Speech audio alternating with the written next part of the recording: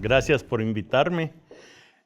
Primero quisiera contarles que Muso marcó mi vida porque yo nací en Estados Unidos de padre español.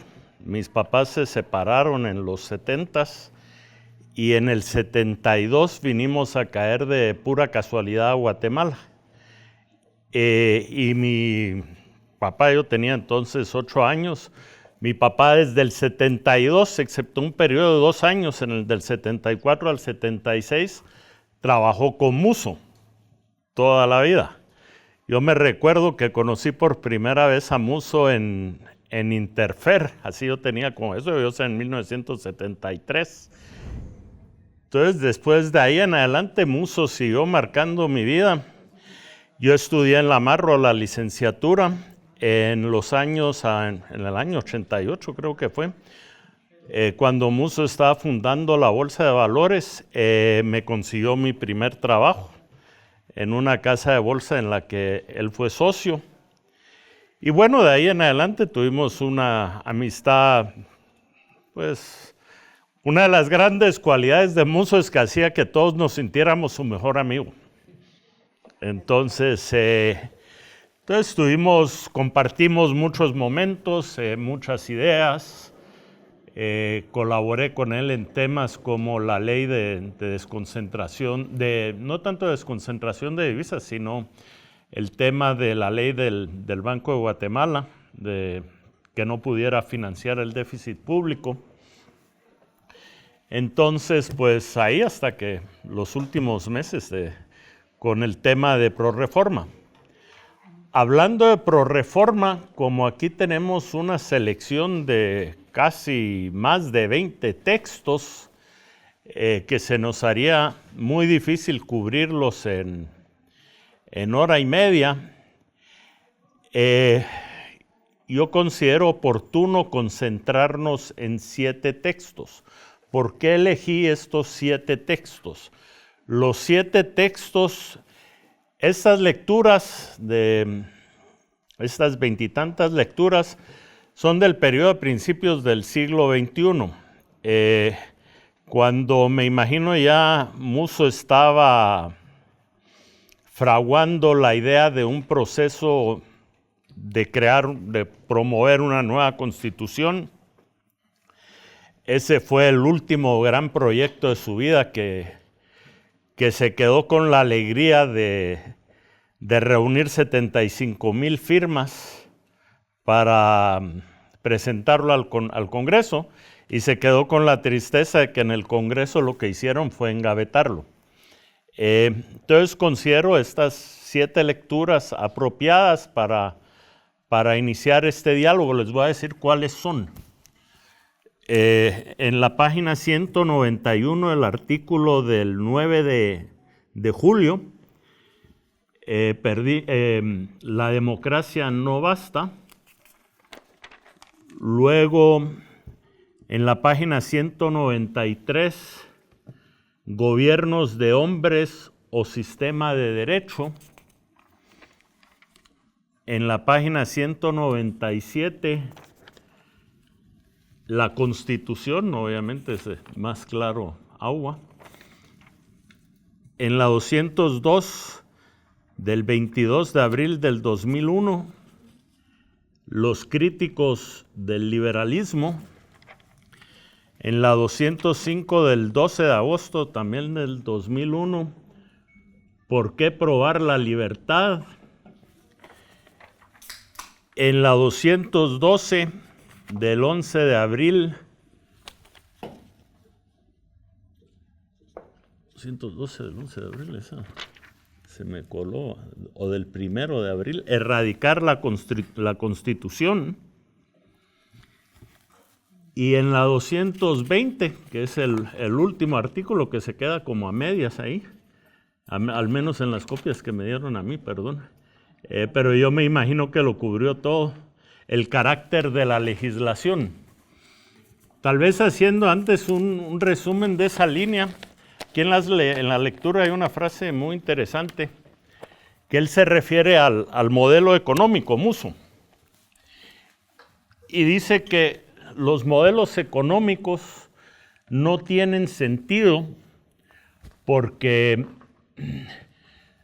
ningún burócrata o político tiene ni la autoridad ni el conocimiento para diseñar un modelo económico. Que el único modelo económico que basta y sobra para que una sociedad se desarrolle es más bien un modelo de derecho, donde se permite a los individuos actuar libremente en el uso de sus derechos. De ellos uno de los derechos fundamentales es el de la propiedad privada. Del derecho de la propiedad privada surge el derecho del comercio, de poder disponer libremente de nuestra propiedad privada y de los frutos del usufructo de nuestra propiedad privada. Entonces, de ahí nos damos cuenta de que lo importante es un marco legal que garantice esos derechos, que garantice ese modelo económico. Entonces, de ahí la importancia del sistema constitucional. Y con esto cierro y ahí les doy la palabra a ustedes. Y eso lo vemos en Estados Unidos. Mucha gente habla de democracia, de república, etcétera, pero en realidad el único modelo que ha sido exitoso en el mundo y por un periodo sostenido de tiempo es el modelo constitucional de Estados Unidos. En otro de los artículos, Musso también lo menciona, que en 250 años ha sufrido veintitantas enmiendas, mientras en otros países, los franceses que presumen de la Revolución Francesa, etcétera, yo les digo, miren, en 100 años ustedes han tenido 5 repúblicas, y desde la Revolución Francesa, que lo que fue un baño de sangre, volvieron a la monarquía, volvieron 2 veces al imperio, de ahí vuelta a la monarquía y ejercicios republicanos de más o menos éxito. Entonces les dejo a ustedes la palabra de que empiezan a señalar qué lectura les llamó la atención y sobre todo que de estas 7, qué puntos recogen y tal vez pensando en qué se puede hacer en un futuro, ya pensando un poco en un escenario Disneylandia para Guatemala, en el orden de ideas de desencabetar ese proyecto y poder volverlo a intentar vender a la sociedad en que vivimos. Particularmente de los que mencionó, el que a mí me gustó más es el de la página 202, los críticos del liberalismo. Pero antes de abordar ese artículo, hubo uno que me llamó mucho la atención y es el que aparece en la página 192 y se titula En defensa de los huérfanos y abandonados. ¿Por qué es que me llamó mucho la atención? Es que en una clase que teníamos con la facultad de EPRI, justo una alumna mencionó un dato. Entonces, cuando yo estaba leyendo el libro y revisando las adopciones que Ayau escribió que habían en esos años, si les cuento que en el 2023 solamente se adoptaron 87 niños, no sé qué hubiese pensado Manuel Ayau cuando escribió el artículo, porque precisamente hace una crítica de cuántos niños se quedan sin la oportunidad de poder ser adoptados. Claro, hay tremendas irregularidades. ¿Y por qué es que la cifra empezó a bajar? Pues me di cuenta que en el 2007 se hizo una ley de adopción que vuelve muchísimo más complicado este proceso, ¿sí? Y ya claramente quería empezar con esto porque es justo lo que se señala en la página 202, de que qué bonito sería si en Latinoamérica podríamos disfrutar del liberalismo. Sin embargo, menciona que muchas personas tienden a confundir el liberalismo con el mercantilismo, y eso es lo que realmente ha existido y ha proliferado en nuestros países.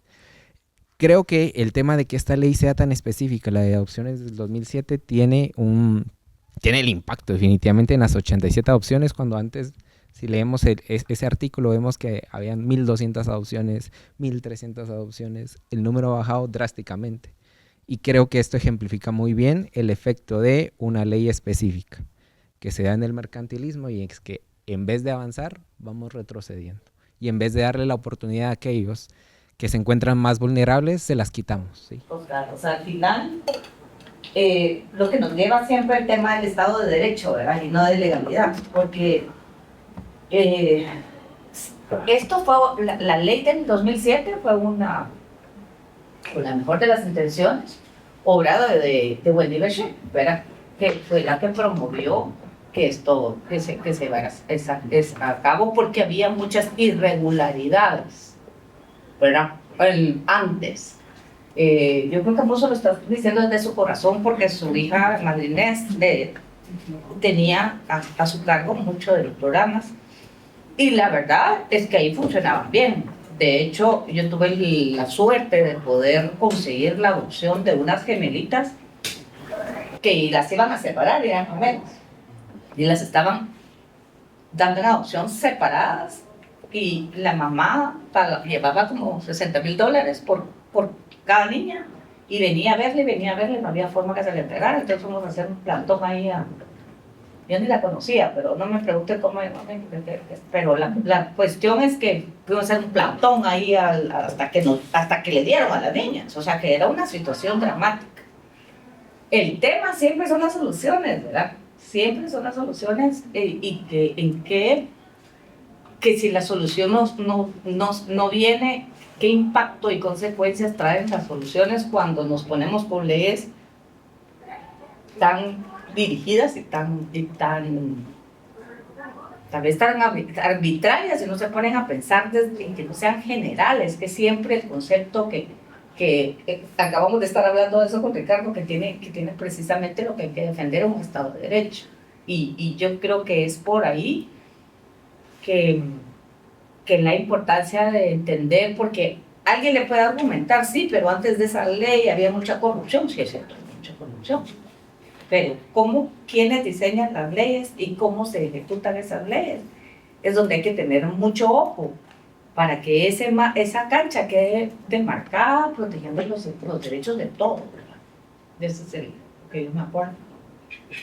No sé si te acuerdas vos de esa época. Bueno, yo me acuerdo porque en esa época estudiaba yo la maestría que era en el Dorado, y el Dorado se llenaba de gente. Yo estudié ahí en el 2004 y el 2005 y todos los coffee breaks estaban llenos de gente esperando de fuera que venía a adoptar niños. O sea, era como el hotel por excelencia. Tal vez agregando a lo que decían antes, yo creo que aquí el tema es que si vamos en la línea de lo que señalábamos antes, de los derechos de los individuos, ¿ok? Aquí nos olvidamos de que el individuo que tiene un derecho, no es que alguien tenga un derecho a adoptar. O sea, ese es un derecho secundario. El derecho primario es el derecho de ser adoptado. ¿Ok? Entonces nos olvidamos de quién debe ser el beneficiario de esa ley. El beneficiario de esa ley debe ser el niño que fue abandonado, que por las circunstancias que sea, que quiere ser adoptado, que tiene la necesidad de ser adoptado para tener un futuro mejor, como lo dice Musso en el artículo. Entonces, el problema es que los políticos no ganan ni fama ni votos diciendo que las cosas funcionan bien. Obviamente el sistema debía funcionar bien. O sea, obviamente había dinero de por medio, porque si entendemos lo que es el dinero, refleja muchas cosas. ¿Ok? Entonces los políticos ganan fama y dinero intentando corregir imperfecciones, aunque esas imperfecciones sean la excepción y no la regla de procesos. Entonces sí, es que adoptan a los niños, pagan por adoptarlos, es un mercado de niños. Después en esa época más o menos, aunque esto fueron coletazos de algo que pasó en los 90s, se corrió el rumor de que en Guatemala se adoptaban niños para despedazarlos y venderlos por piezas. Entonces, que las cosas funcionen bien no es noticia, porque uno espera que las cosas funcionen bien. Entonces, lo que es noticia es que las cosas alguna vez funcionan mal. Entonces, ahí es donde hay un clamor popular por el Estado, pero ahí me quedo yo ya. Antes de venir para acá, estaba dando una clase a los oficiales de la Policía Nacional Civil, un curso de Public Choice.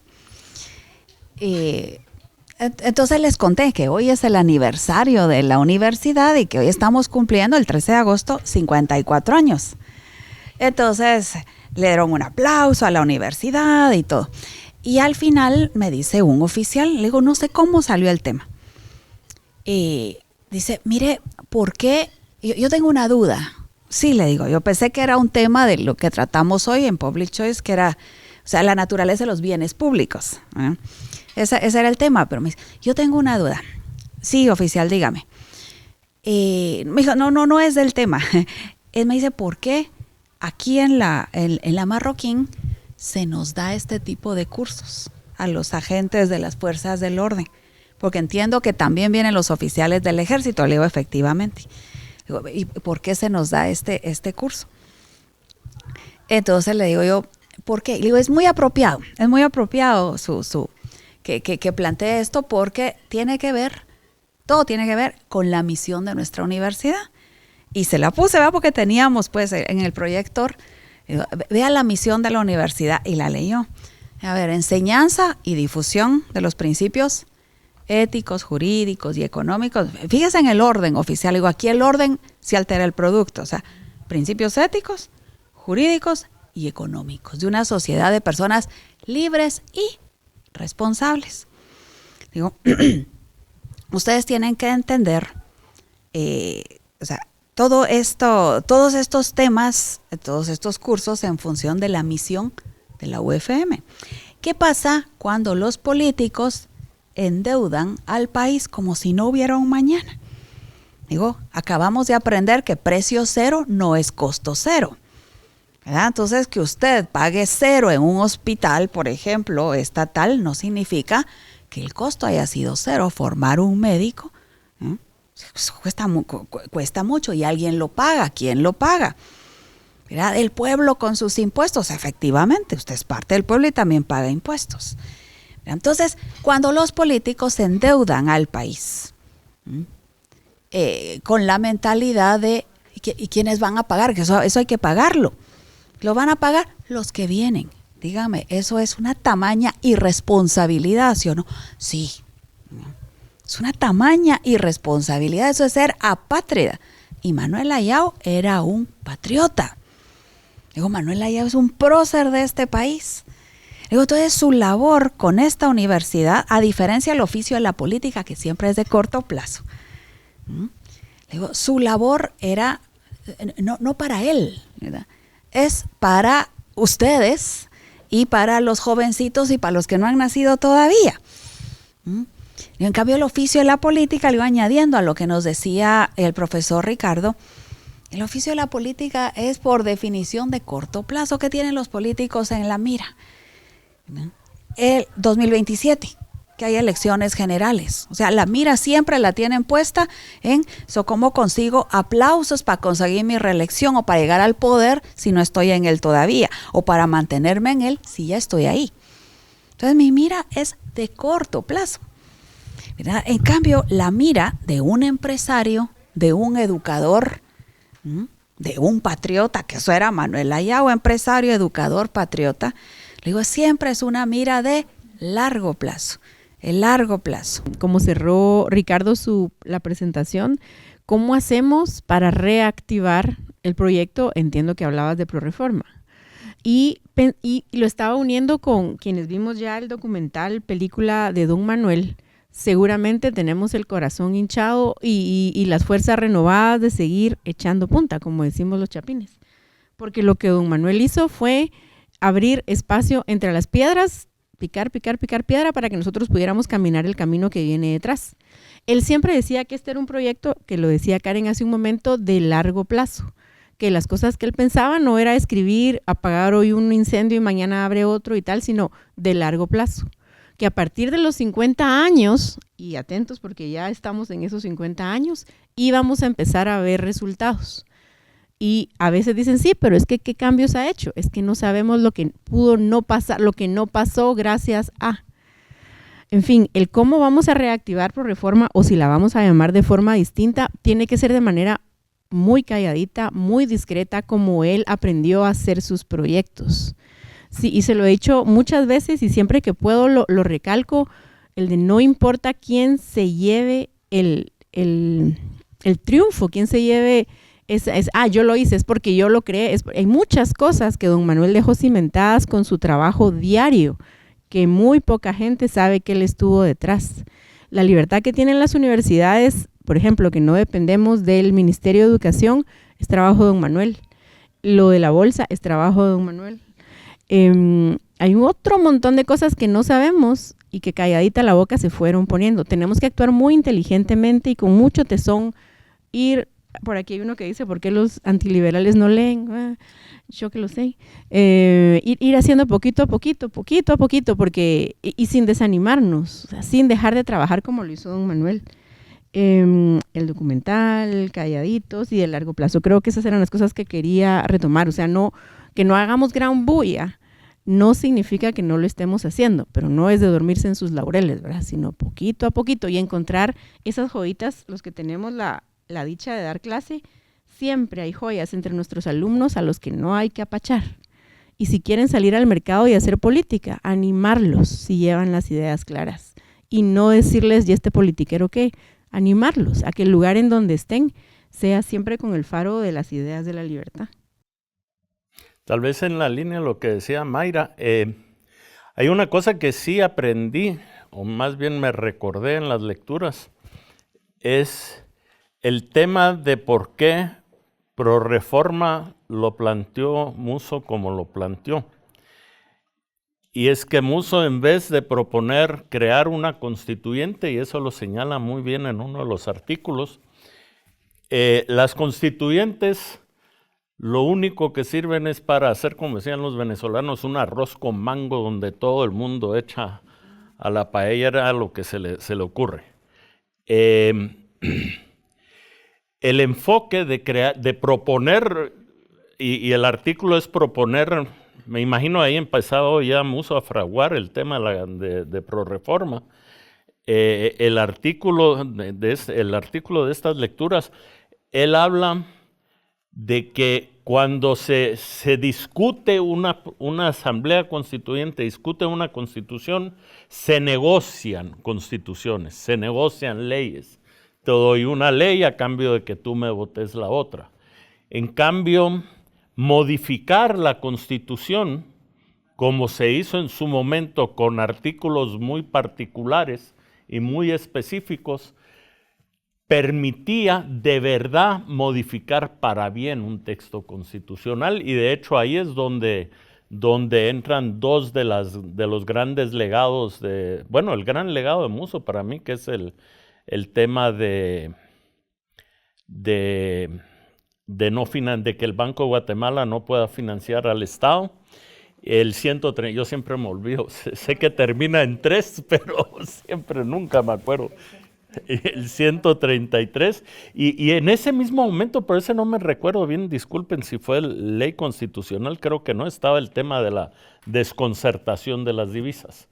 Pero bueno, tal vez ahí nos volvimos a reencauzar, no que el tema de las opciones, yo creo que era muy, muy interesante, es muy, muy válido porque lleva al tema de los derechos de quién. El tema del estado de legalidad.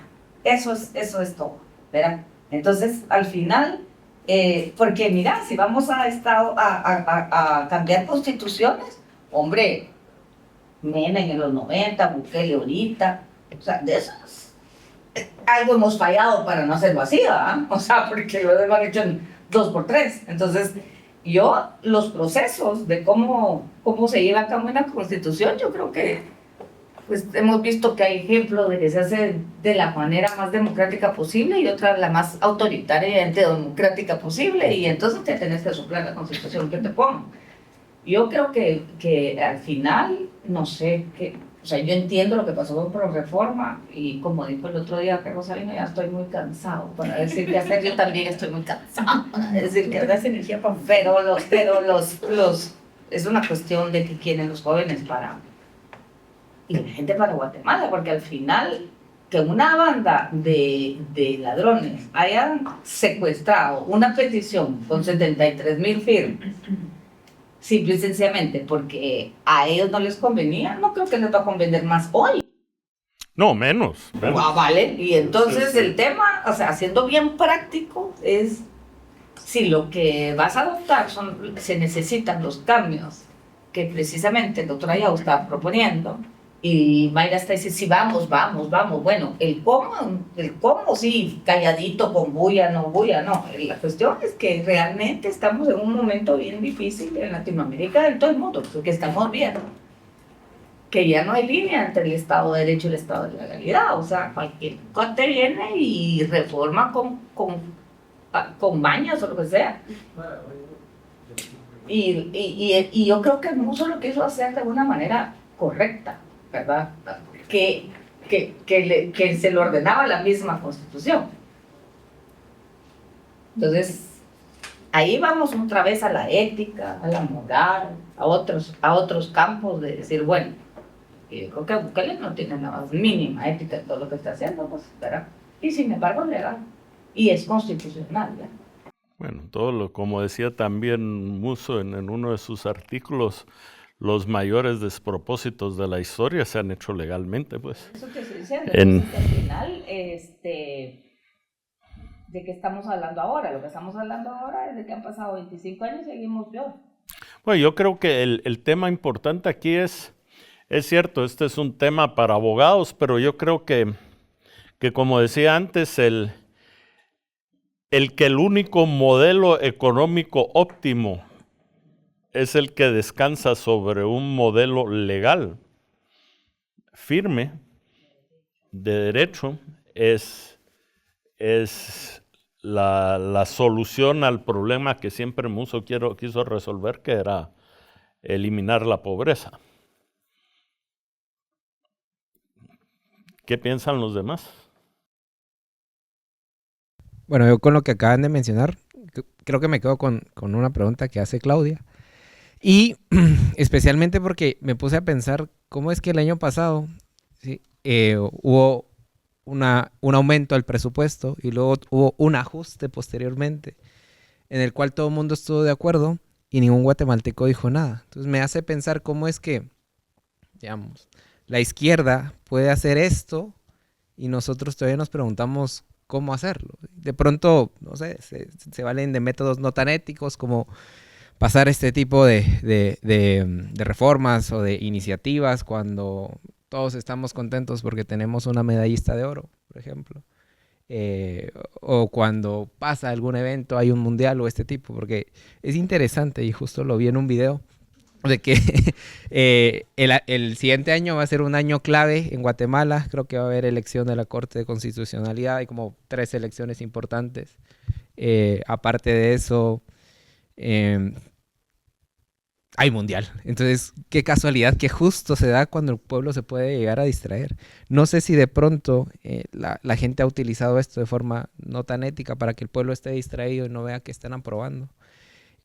No considero que deberíamos de utilizar las mismas estrategias para poder aprobar lo que nosotros queremos, pero sí me impone el reto como joven de cómo ellos sí están logrando lo que se proponen y de pronto nosotros nos quedamos rezagados, ya sea por miedo, por callar o por desconocimiento.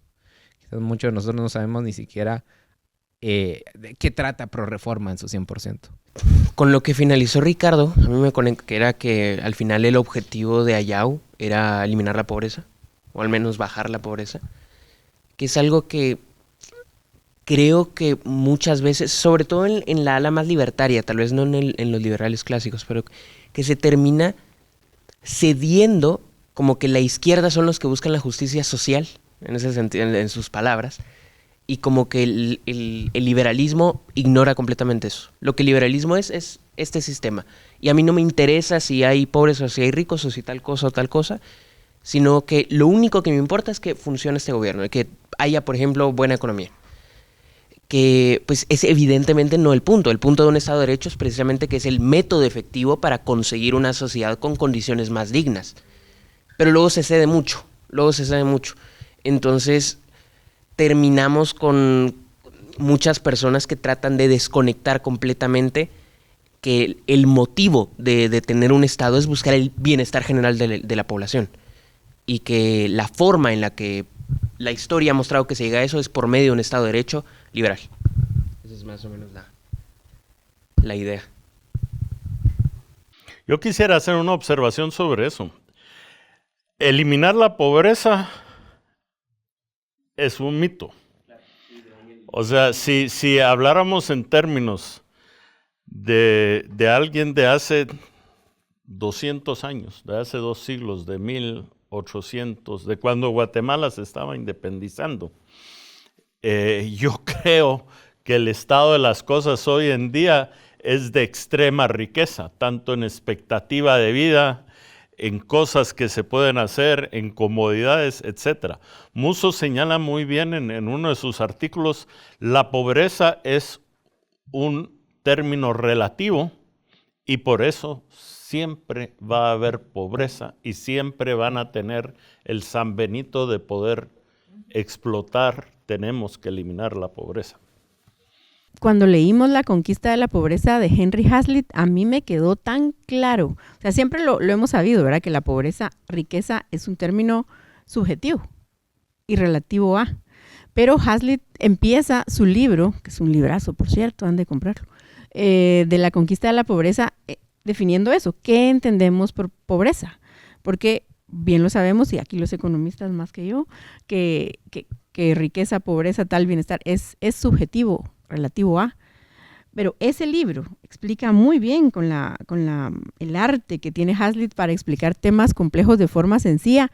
Esto que supongo que Musso se lo debe haber leído y hablado incluso con Hazlitt y demás para poder entenderlo él y explicarlo de forma sencilla después. Creo que ese es un buen libro para que le expliquemos a otros, que es nuestra tarea, cómo lograr esto. El doctor Ayau siempre va a hablar de por qué somos pobres. No dice cómo eliminar la pobreza. Es que desde ahí ves cómo la visión es diferente. ¿Y por qué es importante? Pues las palabras son importantes, ¿verdad? Son generativas. Si tú decís cómo eliminar la pobreza, tu cerebro va a empezar a buscar acciones para ese mandato que le estás diciendo. Pero cuando tú te preguntas, vas a buscar respuestas. Y él se preguntaba por qué somos pobres, ¿verdad? Y yo creo que ahí es la parte, tal vez que, esa parte me llamó la atención porque los jóvenes tienen que ponerle atención, ¿verdad?, a esos temas, porque por ahí te agarra alguien a criticar y a decir, es que ustedes creen que pueden eliminar la pobreza no puede llegar a cero. No, nunca jamás hemos dicho eso. Y el doctor ahí aún menos, ¿verdad? Él se preguntaba por qué somos pobres. Él se preguntaba por qué no podía conseguir trabajo aquí como en Estados Unidos. Entonces, nosotros siempre promovemos las preguntas, ¿verdad? O sea, la calidad de las preguntas te van a llevar a la respuesta. Efectivamente, estoy totalmente de acuerdo con Ricardo. O sea, y todos lo sabemos, decir de nuestro lado, y por eso no lo decimos, que vamos a tener suena a programa para eliminación de pobreza. O sea, imposible, ¿verdad? Porque siempre es relativa. Entonces, sí, es cómo mejorar el nivel de vida, por qué somos pobres, por qué no consigo las mismas oportunidades. Esas son las preguntas, creo yo, que suenan mucho en el documental y que habría que buscarlas y verlas, porque son las importantes para los jóvenes, pues. Musso hablaba mucho en ese sentido de la pobreza. Yo entiendo que ese constante hablar de Musso de la pobreza y todo eso puede llevar a confusión, pero él lo que insiste es buscar las formas, un modelo que ayude a crear riqueza, a aumentar la riqueza. Muchas veces inclusive él se refería a que los modelos que existían en su momento eran modelos que buscaban redistribuir pobreza. ¿Okay? Aquí lo que se trata es de aumentar riqueza, de hacer crecer el pastel. Yo lo que creo que pasa es que tenemos asociadas las preguntas de cómo bajamos la pobreza a aquellos que las han promovido más, que es la izquierda. Pero yo no creo que sea necesariamente mala la pregunta cómo bajar la pobreza. Musso lo decía en uno de los artículos que al final el estado natural del hombre es ser pobre. La riqueza es lo extraño, la pobreza es lo normal. Entonces, se me hace más lógico, entonces, justamente, cómo buscamos la riqueza. Sin embargo, ciertamente, creo que el argumento de la desigualdad de la izquierda no tiene sentido en general, pero sí tiene sentido en tanto que hay unas condiciones objetivas que yo puedo medir en tanto si una persona está más o menos bien o mal. Yo puedo saber si tiene agua o no, o si come las suficientes calorías o no. Digamos que lo que hay que buscar son los métodos que logran eso. Estaba una vez en una comunidad en Chicacao, donde era una finca y las personas vivían en esa finca, le compraban la parcela a la finca, creo que era de caucho, una cosa así, no sé. El problema, digamos, que los salarios eran de 20 quetzales para las mujeres al día. Un trabajo durísimo por 20 quetzales al día. Digamos que la narrativa izquierdista es: son unos explotadores, hay que quitarles la tierra y dárselos a ellos o cualquier cosa. El tema es que eso no funciona. Ese es el verdadero problema. El problema es que si no funciona hay que buscar otro método, y el otro método es buscar que haya más oportunidades de trabajo donde no tengan que trabajar ahí. Pero si en el caso de que no existe tal oportunidad, pues tienen que hacerlo, necesariamente, tienen que sobrevivir. Entonces, lo que hay que hacer es buscar cómo se responde adecuadamente a la pregunta de cómo bajamos la pobreza en las personas. Yo sí creo que importa buscar el cómo en las personas más desfavorecidas, buscar que mejoren sus condiciones, porque me parece que decir que la pobreza es totalmente relativa no tiene mucho sentido.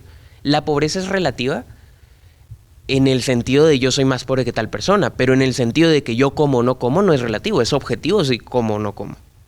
Entonces, creo que aislarse de eso, porque la narrativa la ha compartido mucho la izquierda, es cederles el juego, es perder por default. Tal vez en ese orden de ideas. Primero, hay una realidad, y es bien duro esa frase de que todos nacemos pobres, pero es real. O sea, nacemos en pelota y rapidito, si nacimos en un buen hospital, nos ponen una chamarra. Ahí empiezan las desigualdades. Sí, pero todos nacimos sin nada.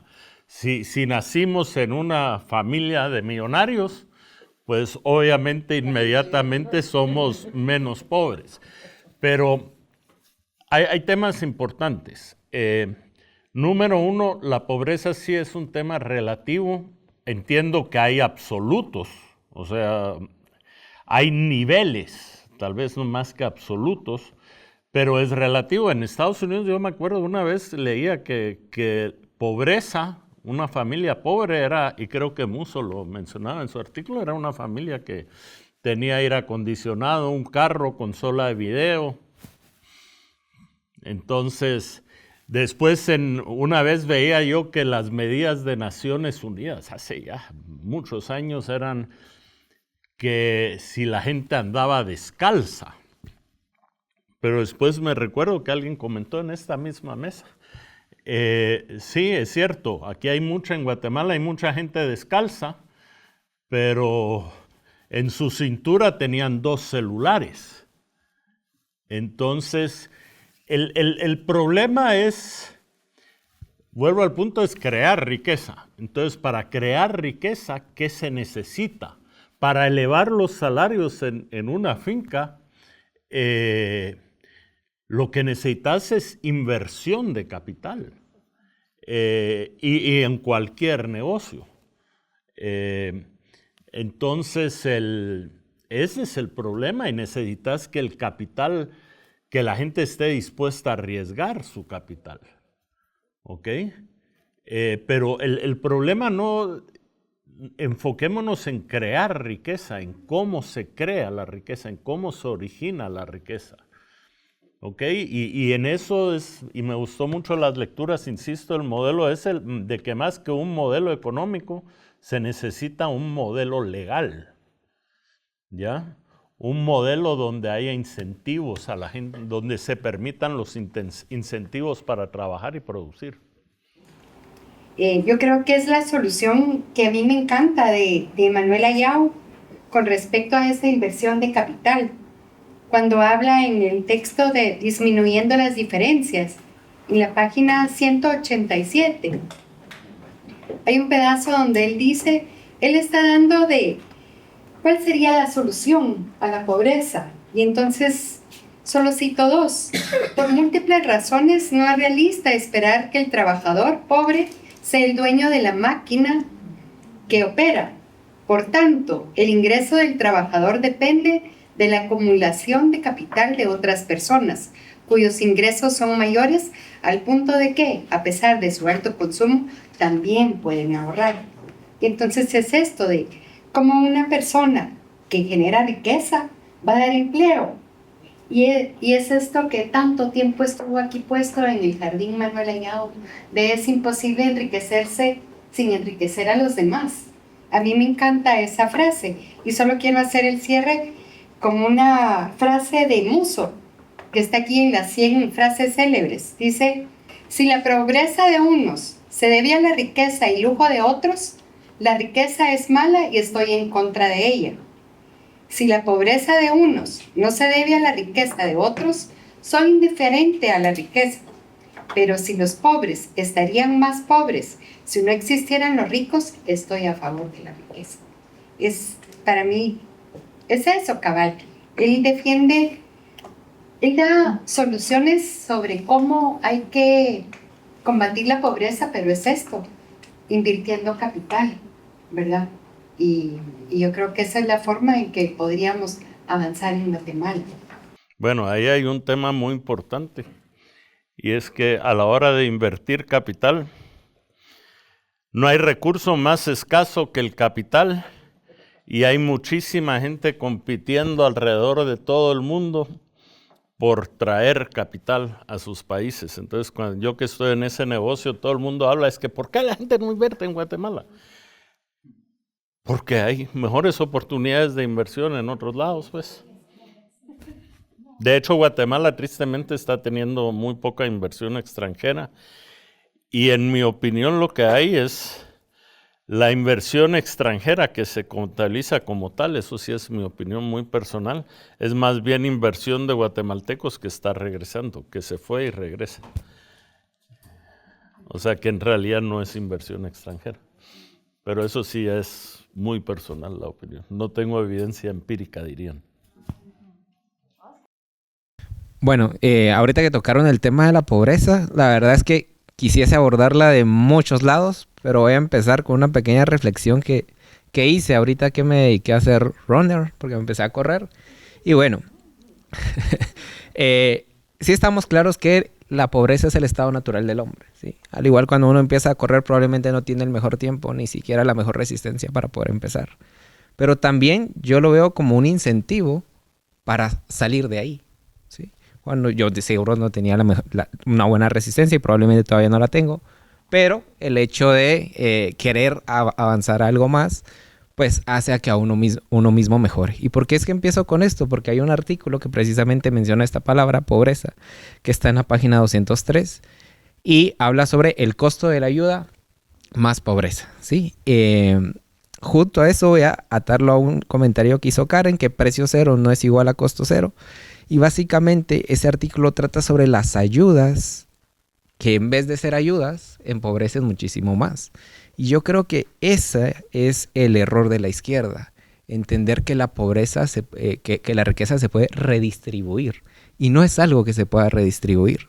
De hecho, si lo hacemos, quitamos cualquier otro incentivo a ser ricos. Eso lo podemos también atar al artículo que habla sobre perdimos el sentido común, que casualmente lleva el nombre del libro, donde explica cómo los impuestos progresivos en otros países, no tanto en Guate, han afectado precisamente esta inversión extranjera y estos incentivos de querer generar muchísimo más riqueza.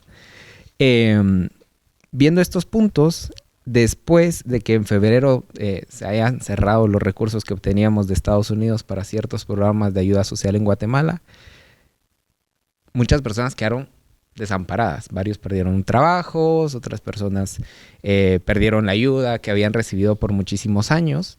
Y aquí quisiera recordar una frase que mencionó Mayra: ¿qué hubiera pasado si no? ¿Qué hubiese pasado si estos programas no nos volvían dependientes de ellos? De pronto hubiésemos entendido de mejor manera las ideas que don Manuel Ayau nos quería exponer.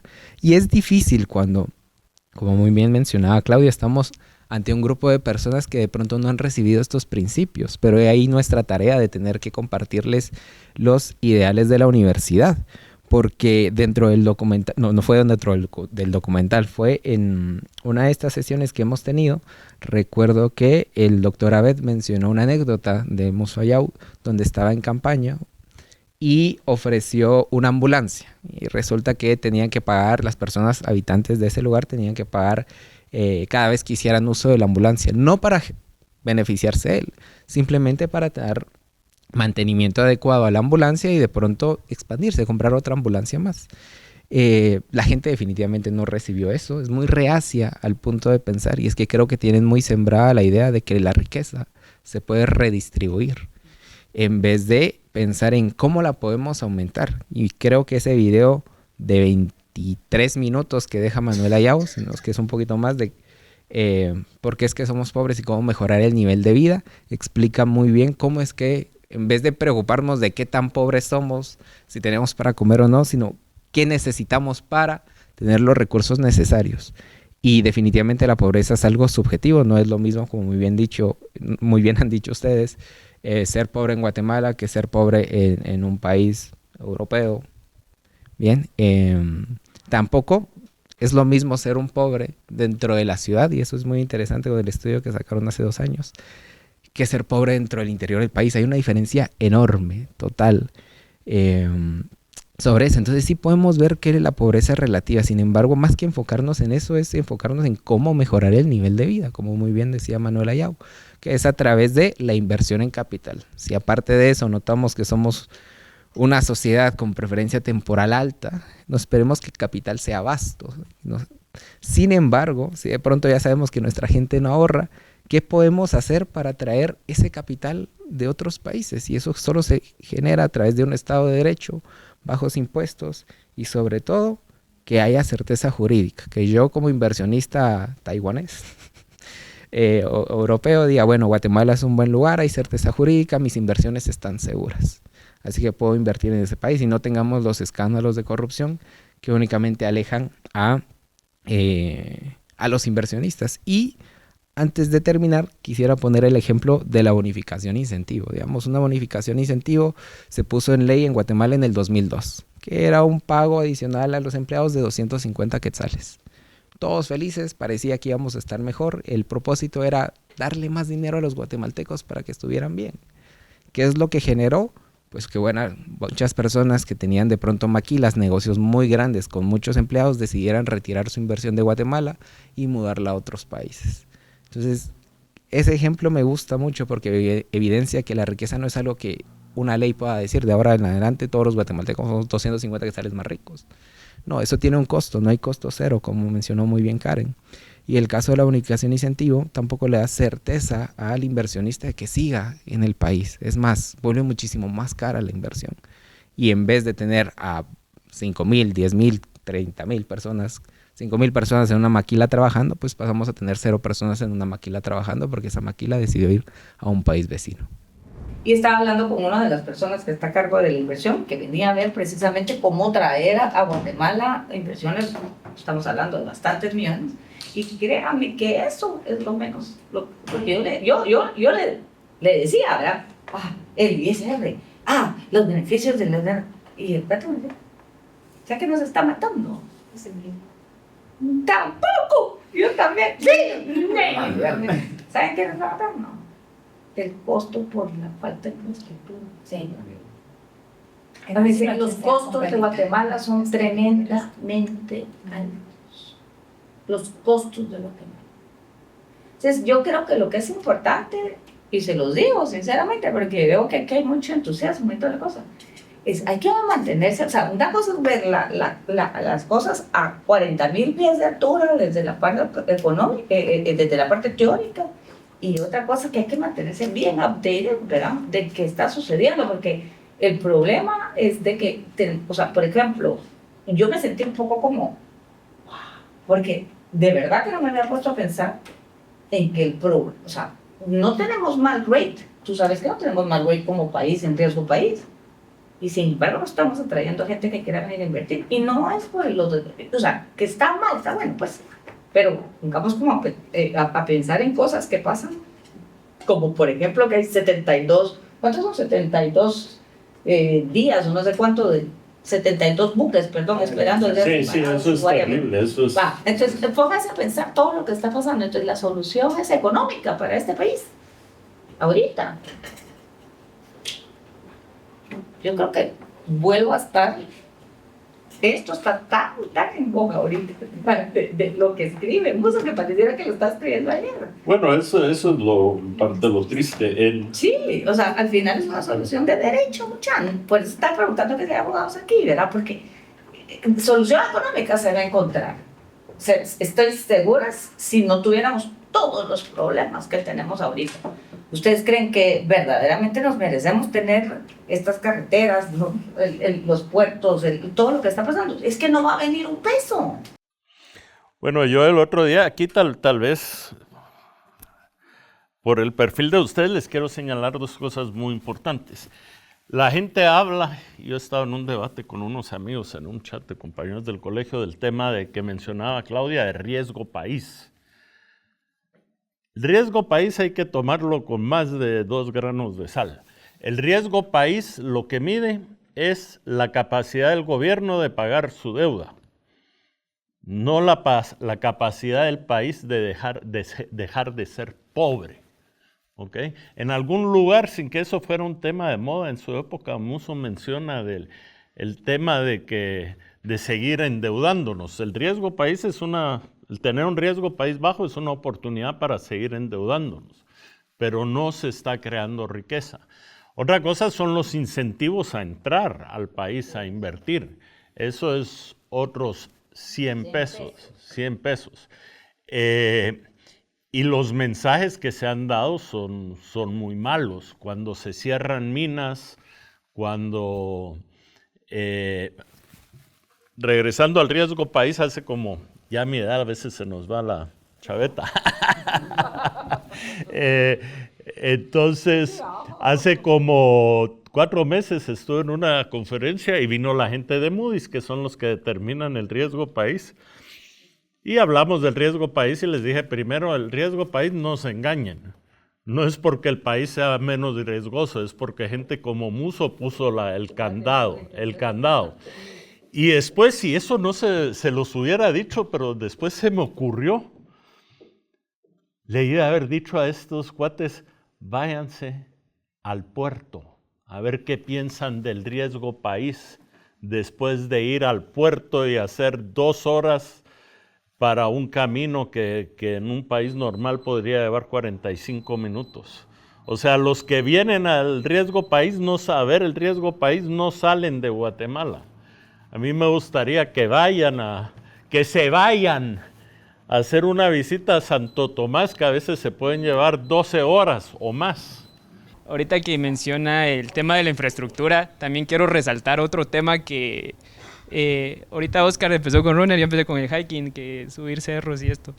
Me da bastante risa, no risa, genera mucho conflicto de que yo quería subir 2 volcanes que no me dejaron por tema de seguridad.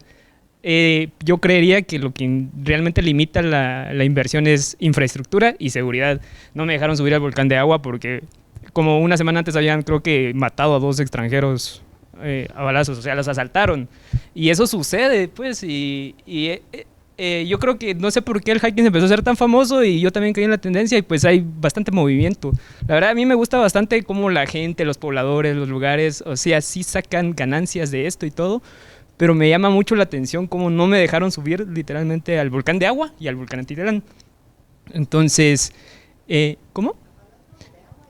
Atitlán, ajá.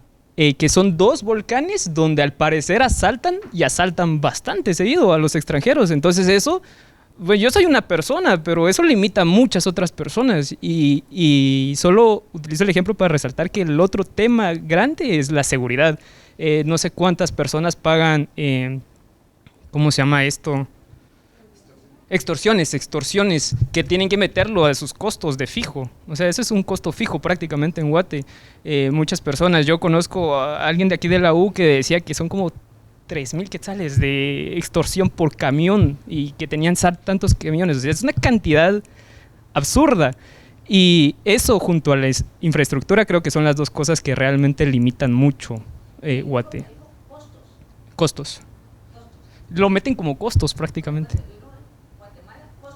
Eleva los costos, lo que usted decía de la infraestructura, o sea, la infraestructura eleva los costos. Me parece una conversación muy interesante y muy puntual, y con ello de que usted decía de que qué triste de que lo que decía Musso hace tantos años pareciera que fuera ayer, porque significa que estamos teniendo los mismos problemas de hace tantos años y que no los hemos logrado superar, no hemos logrado ver la forma de poder llegar un poco más allá. Con ello, todo el tema de cómo queremos de que personas inviertan en nosotros, cuando a veces, no sé si ustedes siguen el programa de Shark Tank, pero podemos ver algunos de los inversionistas que ni siquiera están dispuestos a poder apoyar a sus mismos ciudadanos, ¿verdad? Aún igual, porque su empresa es muy pequeña. ¿Cómo esperamos de que personas de afuera busquen la inversión aquí adentro con tanto los bloqueos que estamos teniendo en los puertos? Yo conozco y tengo muchos clientes que son asiáticos que vienen acá a Guatemala porque es la mejor opción, ya que en Honduras comenzaron a hacer un montón de reformas y un montón de impuestos que les imposibilita completamente poder continuar sus empresas. Entonces, desde esos años, tipo en 2010, comenzaron a venir un montón de asiáticos aquí a Guatemala, ya que en Honduras era imposible. Y ahora que ya son prósperos, ya están comenzando a tener mucha más inversión y más confianza en poder abrir nuevos comercios, nos topamos con este gobierno que estamos viendo de que a los ojos de muchas personas que votaron por ellos son impresionantes, ¿verdad? Pero la verdad, económicamente estamos viendo un decaimiento fuerte en lo que es ya economía, tanto macro y micro. Lo estamos viendo no solo con empresas, sino con personas individuales. ¿Qué podríamos nosotros hacer o formar para que las personas comprendan de que esta no es la vía correcta, de que inversiones pequeñas, por ejemplo, ahora he estado viendo tweets o X, ¿verdad? De que, ay, qué bueno que ya estamos cambiando la infraestructura de Guatemala con los nuevos semáforos. Esa para mí no es una novedad, no es algo que deberíamos de estar celebrando, eso es algo básico que nosotros nos merecemos al momento de estar pagando impuestos. Pero ¿qué pasa con personas en el mercado que ni siquiera pueden llevar sus productos por todo lo que es carreteras, impuestos, extorsiones, como estábamos hablando? Siento de que debería haber alguna forma de poder nosotros como guatemaltecos pararnos y poder hacer ese cambio, porque lo estamos buscando a través de personas influyentes o a través de personas que tienen esa potestad, pero no lo vamos a lograr de esa forma. Lo logramos cada quien haciendo su propia aportación. Y es lo mismo de que hablamos al inicio de ese miedo, ese qué me van a decir, ese si yo me pongo en el spot, yo me estoy exponiendo a mí mismo. ¿Cuáles serían tal vez algunas recomendaciones, verdad, de ustedes, personas que ya tienen profesionales totales, que tienen un poco más de conocimiento en todo esto? O sea, yo como mercadóloga también me siento como en un poder de poder ayudar o poder comunicar lo que es todo este tipo de mejoras sociales. Con todo lo que estamos viendo del tráfico, que todo se centra en la ciudad, pero porque ya son a 15, ir tipo 4 de la tarde es horrible, o sea, uno no pasa, las personas solo quieren llegar a sus casas, y estamos viendo que están generando más comercio alrededor de este trayecto para que las personas puedan entrar a un centro comercial o que puedan ahí tener un poquito más de convivencia en lo que uno no está en el tráfico. Pero mi duda es por qué no descentralizamos la ciudad si ya conocemos de que ya somos muchos, de que casi que cada mes aumentamos un porcentaje de vehículos.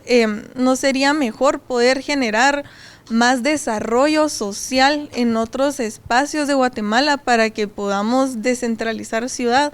O sea, esos son temas que no se han tocado y se tocan otros que la verdad no es tan necesario. Y con ello el aumento de presupuestos y así, que al final no sabemos a dónde se está dirigiendo ese dinero, ¿verdad? Y cuando en realidad tenemos problemas mayores que nos afectan a cada uno de nosotros y que podrían tener soluciones distintas. Otra vez con una anécdota personal ahorita de las carreteras, yo soy de Huehue, entonces estoy mucho peor, creo yo, no son túmulos, son baches. Y créanme que hay una parte de la carretera que yo no sé si es por cuestión de calor o qué, pero como que el concreto subió y, o sea, esa vaina uno pasa así como que de ladito en el carro, o sea, es horrible.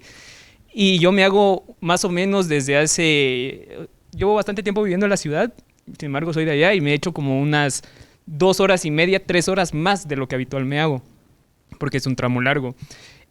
Yo quería hacer el comentario de, ahorita que mencionaste la descentralización, de algo que a mí me molesta bastante con el estado de las carreteras, es de que, por ejemplo, las carreteras, la Interamericana, yo estoy hablando de la Interamericana específicamente, la parte que está en Huehue, por ejemplo, el alcalde no la puede tocar, o sea, no la puede arreglar si quiere. Eso es hasta un delito, tengo entendido yo. O sea, eso es como que del Ministerio de Comunicaciones o no sé quién es quien vea carreteras, pero yo creo que la cuestión de las carreteras quizás sí la podríamos descentralizar, o sea, creo que es más fácil darle mantenimiento a nivel departamental que esperar a que lleguen de la ciudad, que es el proceso normal, ¿verdad? Y únicamente sí me quería quejar un poquito porque Huehue es muy complicado realmente. En tema de infraestructura hay una ley nueva que salió que como ese tema me llama la atención, la leí, es una oportunidad interesante. O sea, de las leyes que se hacen, se han hecho peores. O sea, más bien yo creo que es una ley que tiene cosas interesantes, que hablando de la descentralización, crea medios para que... O sea, hoy en día, el que tiene que construir carreteras es el Ministerio de Comunicaciones, ¿ok? Hacer una carretera privada es un proceso muy meritorio, pero muy complicado. La VAS, solo para contarles, del momento que tuvieron la idea de hagamos una VAS, fue en el 2005, se pasaron del momento del chispazo al momento de inaugurarla 12 años, más o menos. O sea, es un proceso complicado. Entonces, dicho esto, esta nueva ley crea vehículos primero para que las municipalidades puedan contemplar ¿cuál sería el mejor término? Puedan tener la iniciativa de construir ellos sus carreteras, de conseguir sus fondos, de buscar financiamiento para las carreteras, facilitando todo esto, el que ya hay burocráticamente hablando que no debería de haber, pero es mejor que haya una parada que un montón de paradas. Porque después muchas de estas carreteras, si traspasan municipios, tienen que, y ese fue uno de los problemas de la VAS, tienen que ir a caer con cada alcalde y cada alcalde quiere su... Entonces, por ahí puede haberse señales positivas. Yo quiero tal vez dejarles una serie de inquietudes, ya que quedan como 10 minutos. No hay que ser pesimistas. Las cosas parece que están mal, pero estuvieron peor. O sea, vivimos en tiempos increíbles, pues. O sea, el que hoy 3 personas más están viendo esta plática sin haber tenido que venir, lo demuestra. Cuando hablamos de riqueza, a mí me gusta